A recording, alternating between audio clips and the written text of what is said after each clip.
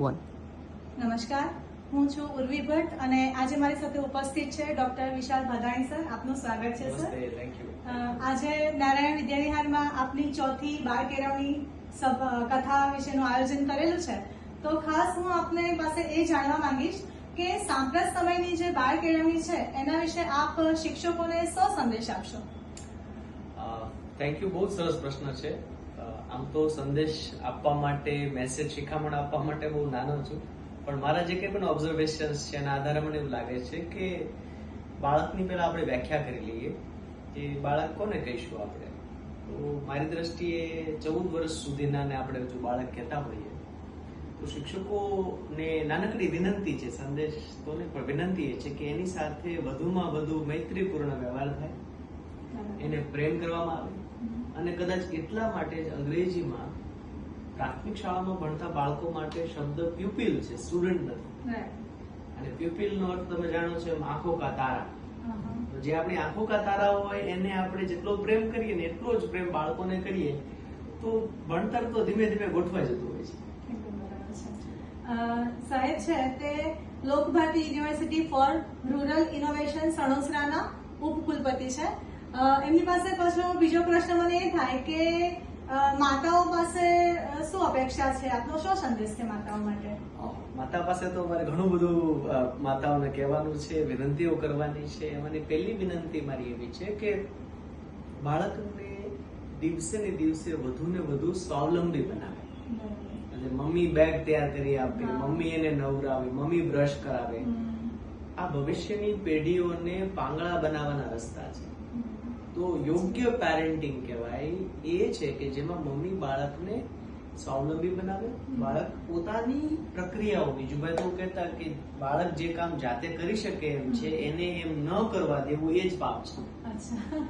તો મમ્મીઓને એ ખાસ કે બાળક બધી જ પ્રક્રિયામાં સ્વાવલંબી બને તો ઓવરઓલ એનું વ્યક્તિત્વ ઘડાય છે અને મજબૂત સમાજ પેદા થાય છે. નહીતર શું થશે કે દિવસે ને દિવસે આપણે બહુ જ નબળો સમાજ પેદા કરીશું જેમાં સુસાઇડ પર વધશે.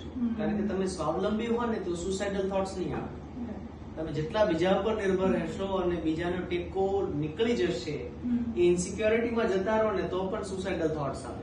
એટલે મમ્મીઓને ખાસ તો આ અને શીખવાના સાધનો જે છે પહેલા ડેવલપ, જેમ આપણે લાકડા કાપવા જવું હોય તો પહેલા કુવાડીની ધાર કાઢવી જોઈએ, એમ પહેલા શીખવાના સાધનો કયા છે? આપણી ઇન્દ્રિયો છે. તો પહેલા 5-7 વર્ષ એ ઇન્દ્રિયો કેળવાય એ જોવાનું કામ મમ્મીનું છે.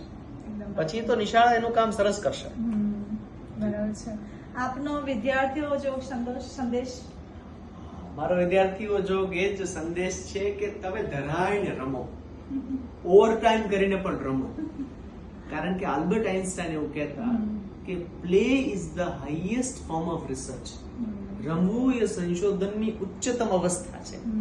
અને રમીએ ને ત્યારે જ આપણી અંદર પ્રોબ્લેમ સોલ્વિંગ આવે છે. આપણને હારતા આવડે, જીતતા બધા શીખવાડે, પણ હારતા તો માત્ર રમત જ શીખવાડે છે.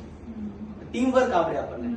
એટલે હું બાળકોને કહું છું કે ભણવાનું પણ એવી રીતે ગોઠવો કે જેમાં રમવાનું વધારે મળે.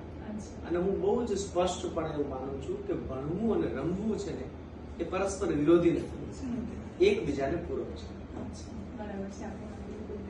હવે નારાયણ વિદ્યાલયમાં આપની આજે ચોથી બાળકથા આપ યોજી રહ્યા છો, તો એનું પ્રયોજન શું છે? મને દક્ષિણ ગુજરાત અનેક કારણોથી ગમે છે.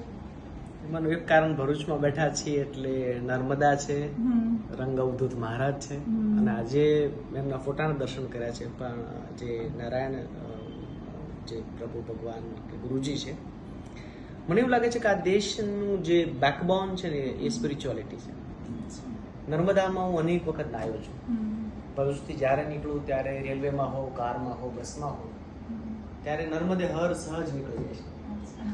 તો ભરૂચમાં નારાયણ વિદ્યા વિહાર સંસ્થામાં આજે ચોથી બાળ કેળવણી કથાનું એક જ પ્રયોજન છે કે દુનિયાભરના બાળકો જ્યાં પણ વસે છે એમના ઉપર આપણા વાલીઓના, મોટેરાઓના અજ્ઞાનના કારણે જે કંઈ પણ યાતનાઓ આપણે આચરીએ છીએ એની માફી માંગવાની છે.